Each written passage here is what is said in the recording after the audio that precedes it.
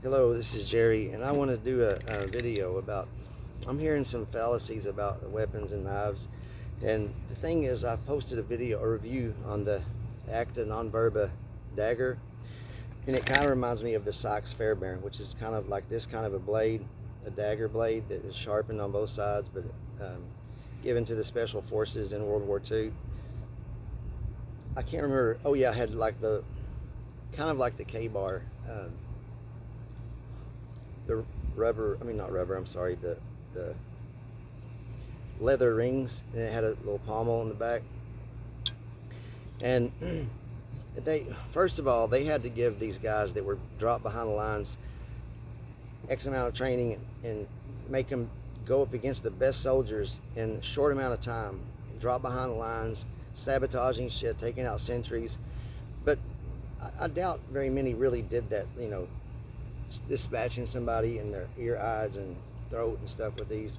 But they had to be trained and confident in themselves that they can do these things. But like if you took one of those guys that had that training, then they went to the Korean War, then maybe they were in a SOG in Vietnam. Sorry, y'all, I'm trying to take. But I'll guarantee you a SOG wasn't going to pick a Sykes Fairbairn knife. Even if the bayonet for the M16, I never can remember what this is, the M8, M8A1, was meant to be dual bayonet and field knife, basically. So I'm sure they would rather have something like this that was a good slicer. It could be really sharp, and this thing has a good high carbon tempered steel. It just gets really, really sharp, and it's a good cutter. It's still like a dagger, maybe not completely down, but and it's also a bayonet. But it's not because the guys that the special forces in World War I didn't know what they were doing. They were trained to do a job, and they couldn't give them just like the other guys getting the K-bar. That's not because it's the best. It's what they could afford to give everybody something. And some of the other special forces guys, or maybe just the British military, I'm not sure, they got these D-Day spikes, and this is a very limiting weapon. I doubt they got this because it's the best efficient at killing, but they had to have something. They're limited in materials, time, and money, so they had to give everybody something. This is not given because it's the very best. And I doubt you're going to see very many people using other, these shank type weapons. They work, but I would say most people that are really trained and know what they're doing know that a knife that does, a dagger that does both slices and stabs, especially in serrated edges, it does a lot. They want a knife that does more, not less, as far as the rest of their gear. And just because something has something doesn't mean it's going to be efficient or good at it. Some of these knives have a striking pommel, and that's great. But just because it has a striking pommel doesn't mean that it's going to excel in it. It has to have a little weight. I did bring I thought I brought this little knife that, yeah, I did. This knife has like a striker. It might be made for glass, but it's so lightweight, it's not going to do very good of striking anything. If I was going to break a glass, I'd probably want to use it in the holster, but holding it in my hand like this, I doubt I could hit it hard enough. It's not because I've been trained. I was a deck seaman in the Navy. I didn't learn about weapons and knives. I learned them over my life, training with other people, and just loving knives. So I hear people, there's a lot of them. I hear, like, when I see one of these on there, I hear people say, oh, that's made for shooting somebody in the stomach at close range. And that's goofy. That's the stupidest thing. If you have an underpowered weapon like a 22 Magnum and you have 5 shots, with this 1-inch barrel, you're probably looking at low ballistics of a 22 long rifle out of a rifle, maybe. So you don't want to shoot somebody in the stomach. Can that be fatal and lethal? Yeah, but it's probably going to take them some time to succumb to that injury. And if somebody's trying to kill you, the last thing you want to do is watch them die for 4 hours or 3 days. They can kill you in 2 minutes or less, So, and if I had a gun that was underpowered, I certainly wouldn't aim it at the stomach. I would want to shoot in the chest where it's going to be more effective and disrupt their nervous system and take them out. I don't ever want to do any of those things, but if I had to, I at least want to have some common sense about it. And the other thing, like when I was young, I just learned from an older guy that he knows some things too. He wasn't in the military. He learned. He told me that, in a knife fight, you hold the knife like this. And I do know that they were taught in the military in their basic training that that's what you do. But since I've learned that this is not effective because you don't have the range of motion like this. You have pretty much one thing you can do where you can come from behind. But with this, you can do in many positions. You can do so much. Doesn't mean sometimes this might not be good, but the other thing, like first I started training with the Jim Wagner's teachings, and I liked that. It gave me something to learn, to train and practice to do. And I like the guy. I think he's great. I think he's intelligent. He's smart. He knows what he's talking about. And then I started learning. I don't have my Yojimbo, but I have the. I never can remember what this is called. But anyway, it's a Michael Janich knife. And then I started learning what Michael Janich teaches, that it's not a matter of like, Jim Wagner teaches that if you cut across, you go back. You don't start over. You go this way, that way. If you go down, you go up. If you go up, you go down. You're already there. And if you're fighting for your life, you're not cutting little superficial cuts on somebody half an inch. I mean, you're digging and cutting and disemboweling, taking meat to the bone. It's a nasty, ugly business. But you're not there to maim somebody. You're there to walk away alive.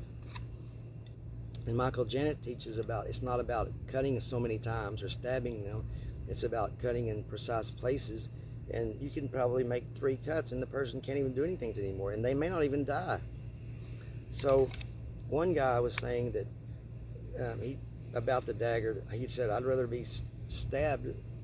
No, he'd rather be sliced than stabbed. That's an idiot statement, because nobody trains that you stab somebody in self-defense or, yes, you can, of course, but that's not going to take them out of the fight. There's people that have been stabbed dozens of times with big, long kitchen knives, and they survived. And it didn't take them out of a fight. So I would rather make 3 cuts that somebody is completely ineffective and can't even fight back than 12 stabs that they may can fight for another 10 minutes or who knows. So those are fallacies, and it's ridiculously stupidity I'm hearing. These are I bought one of the Cold Steel Urban Darts. I bought 2 when they were still actively produced. But one guy bought one from secondhand. He said, I never threw it. I'm thinking, well, I'm glad you didn't throw it, because these aren't made to throw. They're not throwing darts. Can you? Of course. You can do anything with them. You can use them for a screwdriver if you want. But they're a shank weapon. I don't know if saying some things are going to cut the video off. The one I recorded yesterday, I tried downloading it twice and YouTube didn't let it. So I got to watch what I say, yes. But, this is the Dick Pick. What's his name? Zach's design. I like it. It's a good pry tool. It also can be a good, shank. But it's probably not the best weapon. Neither are these or this. This is just like a melee weapon for World War I. And it's obviously a reproduction or whatever of the trench knife. But this wasn't made because it was the best weapon. It was something they could make and give to everybody with limited resources and time. When I first got these are cool weapons. They're beautiful, they're symmetrical, but if I really needed a great weapon to defend myself, I'm not going to pick something that limits me to stabbing. A person can take a lot of those. Not in the right place, it's over. But if you're fighting for your life, good luck telling them to be still while you stick it in their ear. It's not going to happen. That's not how that works. And when I got this, I was thinking, that doesn't look very effective. But if you're using it properly, ripping, it is effective and it's great. But if you're just going to stab a few times, it's probably not even going to kill anybody. Here's the edge, like this edge, if you pushed it in somebody and their vein was right here, it's probably going to sever that vein. But this, you pushed it in, the vein's right here where my finger is, it's going to push it out of the way, you know, kind of like that, because there's no cutting edge. You kind of have to understand weapons and what their capabilities are. And I see a lot of people carrying this weapon. I'm going to try to get this one last thing in. I had a self-defense thing in probably in 2001, and it was a regular big pin, but I always heard these were good improvised weapons. So this guy was jumping me, and I went around behind him, and I went like that. And I went hard, but it bounced off, and I'm like, oh shit, I didn't expect that.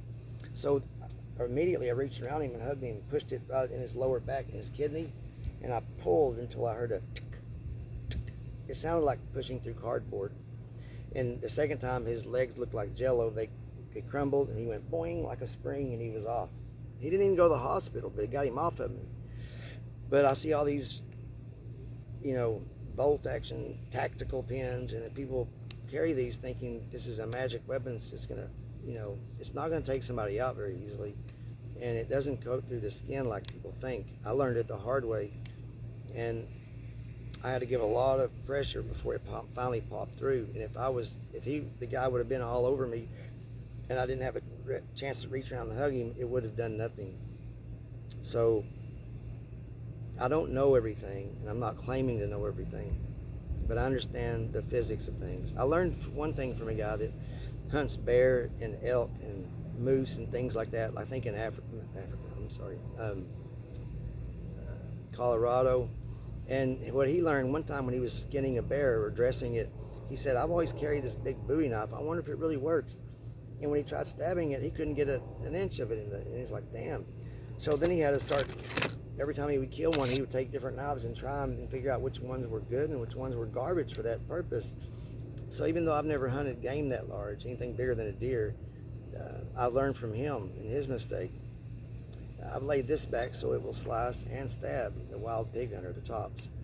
It's a cool hunting knife, but it's so heavy, 1/4 inch. I don't see any guy using this in, you know, like in a theater of war. It's just too heavy, and they're conscious of their weight because they're humping it in the field. So I don't see anybody humping something like that. And some people think because the military uses it, it's the best, or if somebody's in the military, they know everything. I've heard it, if they think if somebody's a cop, they know everything about guns, and that's just not true. There are cops that like guns that know a lot about guns, and there is a cop that carries a gun and don't know the first thing about guns, other than he qualified with this Glock and that's all he knows.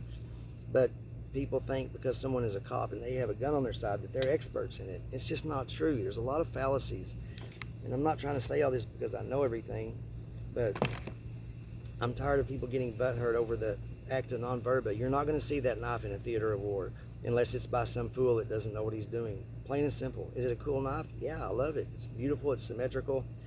It's well made, but it's not a combat knife. It's just not. It may have been designed after one that was used a long time ago, but even that probably wasn't the very best weapon. It was something they could give everybody and give them the confidence to do the job they needed to do. So I guess that's all I got. I love y'all. Thanks for watching. If it doesn't apply, let it fly.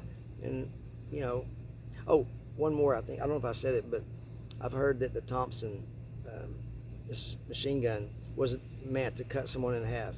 The bullets tumble and all these other silly fallacies. That's just ridiculously stupid. John Moses Browning didn't say, I'm going to make this submachine gun that will cut a man in half. You'd have to shoot 150 rounds, and I doubt the person would be severed completely in half. That's just dumb. That's ridiculous. And I've heard it a lot. So people believe, they hear these things, and they repeat it as if it's a fact. And I'm guilty of it. I've done it in my life, too. And then when I learned the truth, I felt stupid. But some people that think they know a lot, maybe, you know, I'm a work in progress. I'm still learning a lot, too. But there are some things that I've understood, you know, to this point. Tomorrow I may dismiss something that I believe today. I don't know. But anyway, that's all I got. Love y'all. Thanks for watching. God bless.